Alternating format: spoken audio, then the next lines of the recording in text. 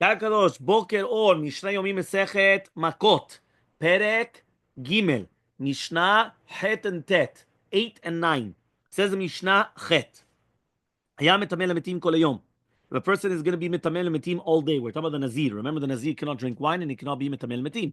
He cannot purify himself for a dead body. So imagine he's מטמא למתים all the day, and he only gets one set of lashes. But if they kept on telling him, אל תטמא, don't become טמא, don't become טמא, והיה מטמא, and he still makes himself טמא, חייב על כל אחד ואחת, again, he's going to be obligated in every single set, because since he got a separate warning for each one, so he's obligated. That means even though it was the same day, he still gets the punishment every single time. היה מגלח כל היום. So now remember, the Nazir, he's not allowed to drink wine, he's not allowed to be מטמא למתים, and he's not allowed to shave his head. So now what happens if he's going to be מגלח כל היום?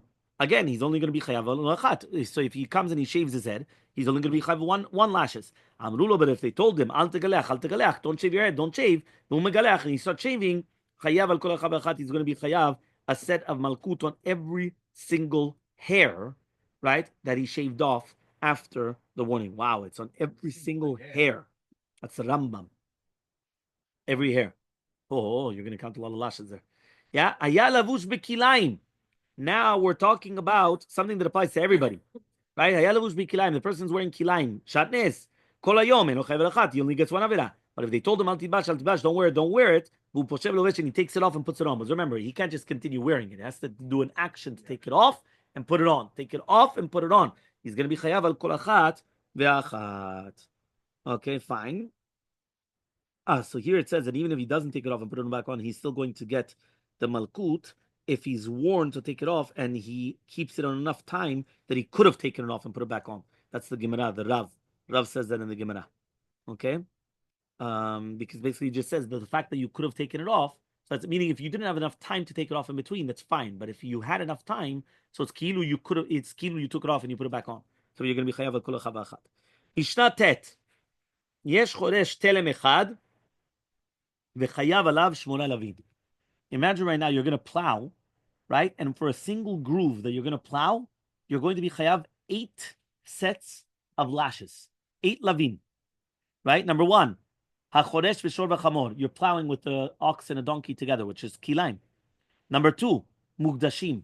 They're consecrated to the Bet HaMikdash, so it's mi'ilah. Number 3, kilaim bekerem. You're plowing kilaim in the kerem, which means that when you're plowing wheat and barley and grape seeds together. So you're also doing kilaim not on the animals, also in the plants, right? In the produce. Number 5, right? It's Shavit. It's Shemitah. Number 6, it's Yom Tov. Yeah? And number 7, why did it say Yom Tov and not Shabbat? Because if it's Shabbat, you get killed. If it's Yom Tov, it's the negative commandment. And that's why it's Malkut. Right? And number 7 and 8, it's a Kohen and a Nazir Bevet Tumah. Meaning he's also a Kohen and also a Nazir. So that's why it's 2 different Avirot. And he's in a cemetery, in a place where it's Tameh. So therefore the Kohen cannot be in a place where it's Tameh, and the Nazir cannot be in it. So that's why it's going to be 7 and 8. So therefore you could find 1 plowing and you have 7 Avirot. Right? 8 Avirot. Okay?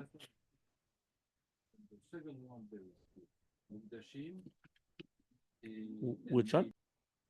Then the Gemara says, Chanina Bechachinai comes and he says, Af alovesh kilaim.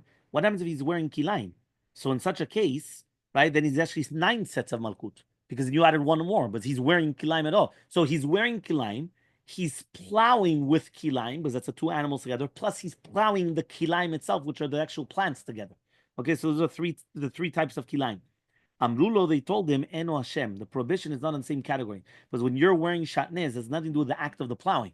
Meaning what you're wearing has nothing to do with, here you're doing the actual plowing. The same plowing was, you're plowing on Yom Tov, you're plowing with kilaim, you're plowing the kilaim, you're doing Hekdesh, you're doing the Milah, you're doing the Kohen and the Nazir and the Bet Tumah, all Shemitah, all those things are in the same action of the plowing. The wearing the kilaim has nothing to do with anything else. Samalayim, he told them, Aflo Nazir. He said, what is the Nazir? He says, what does the Nazir have to do with anything else? I don't know why he only brought down the Nazir and not the Kohen. Number 9. Baruch Hashem, he said, in the foot, Tosfot Yom Tov. He could have made the same point about the prohibition against the Kohen also, but he didn't. But he all brought down about the Nazir. And he's just saying, but the Chachamim, they wanted to reason that the prohibition against becoming Tameh is related to the plowing. But since a person who plows has to walk behind the plow to guide the animal, so walking through the field is an act of plowing. So if there's Tumah in the field, it's an act of plowing. But he says, but what you're wearing has nothing to do with actual plowing. Have a wonderful